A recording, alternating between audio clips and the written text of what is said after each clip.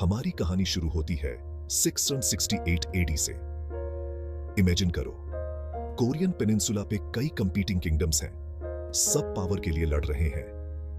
Finally वो एक single dominion में यूनाइट हो जाते हैं। इस यूनिफिकेशन से शुरू होती है पॉलिटिकल और कल्चरल इंडिपेंडेंस की 8000 की जर्नी, जो कल्मिनेट होती है चोसन डायनेस्टी में, जो 1392 से 1910 तक रूल करती है।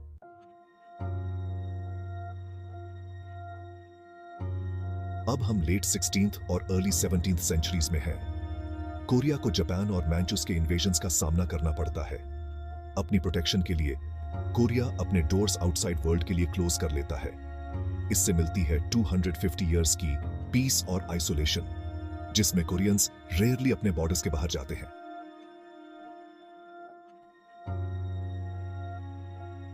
लेकिन दुनिया बदल रही है। लेट 1800s में वेस्टर्न पावर्स जैसे ब्रिटेन, फ्रांस और यूनाइटेड स्टेट्स ट्राई करते हैं कोरिया के साथ ट्रेड एस्टैब्लिश करने के लिए। उन्हें ज्यादा सक्सेस नहीं मिलती, लेकिन चेंज के सीड्स प्लांट हो जाते हैं।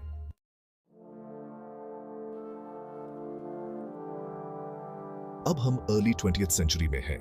जापान, चाइना और रशिया कोरिया पे कंट्रोल के लिए कंपीट कर रहे हैं।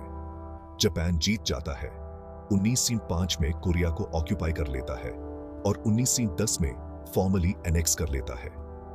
35 इयर्स के कॉलोनियल रूल में जापान कोरिया की कल्चर को वाइप आउट करने की कोशिश करता है और कोरियन लोग बहुत सफर करते हैं।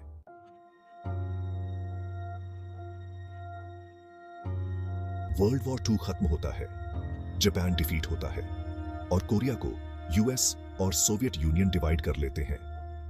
1948 में साउथ कोरिया एस्टैब्लिश होता है सोल में, सिंगमान री के लीडरशिप में, जबकि किम इल सुंग नॉर्थ कोरिया का लीडर बन जाता है प्योंगयांग में।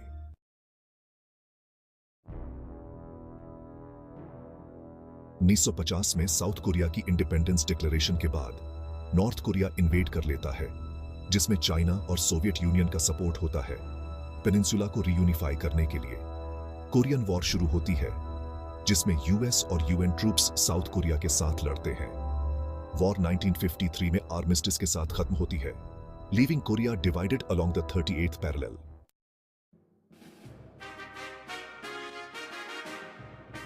युद्ध के पश्चात दक्षिण कोरिया ने अमेरिका से अपनी निकटता बनाए रखी। शुरुआत में राजनीतिक स्वतंत्रता सीमित थी, लेकिन 1961 में जनरल पार्क चुंग-ही ने एक सैन्य तख्ता पलट के माध्यम से सत्ता हासिल कर ली। उनके शासनकाल में दक्षिण कोरिया ने तीव्र औद्योगिक विकास का एक्सपीरियंस किया।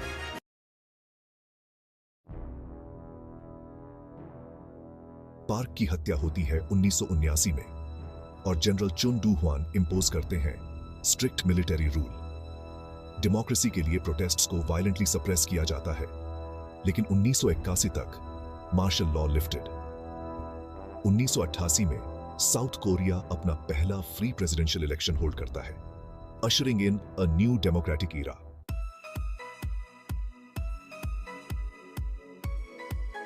1988 में साउथ कोरिया होस्ट करता है समर ओलंपिक्स सोल में, सिंबलाइजिंग प्रोग्रेस। देश की इकोनॉमी शिफ्ट होती है टुवर्ड्स हाई टेक इंडस्ट्रीज और रिलेशंस विद चाइना और सोवियत यूनियन इंप्रूव होते हैं। 1993 में किम यंग सैम बनते हैं पहले सिविलियन प्रेसिडेंट 30 इयर्स में।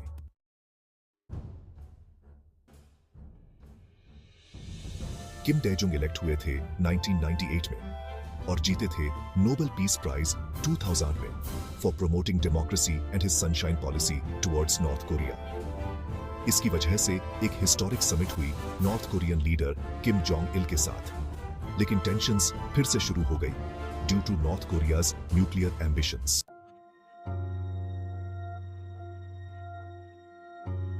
2013 में साउथ कोरिया ने इलेक्ट किया अपनी पहली female president Park Geun Hye. हालांकि due to a corruption scandal उन्हें इंपीच कर दिया गया 2017 में। मून जे इन ने जीता subsequent election, pledging to resolve the North Korean crisis डिप्लोमैटिकली।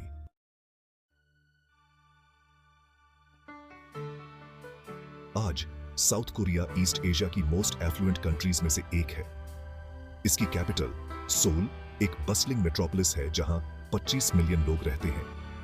2018 में साउथ कोरिया ने होस्ट किया विंटर ओलंपिक्स, जहां नॉर्थ और साउथ कोरिया के एथलीट्स ने मार्च किया under a unified flag, signalling a hopeful thaw in relations.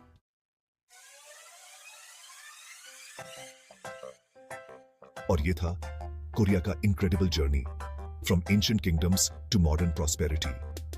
अगर आपको ये वीडियो पसंद आया तो लाइक बटन दबाएं, सब्सक्राइब करें और बेल आइकॉन दबाएं for notifications of future videos. Thanks for watching and see you next time.